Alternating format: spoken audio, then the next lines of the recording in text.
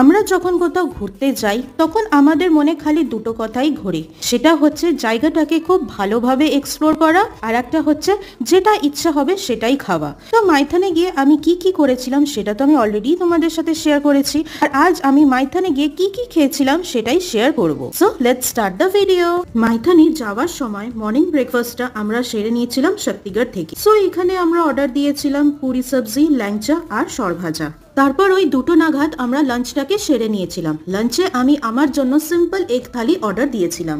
Evening স্ন্যাক্সে আমরা বাইরে থেকে অনিয়ন পকোড়া খেয়েছিলাম, আর কটেজে ব্যাক করে French fries, chicken pakora and milk tea order দিলাম। ডিনারে আমরা অর্ডার দিয়েছিলাম noodles, fried rice, chilli chicken, আর ডিজার্টে ছিল আইসক্রিম।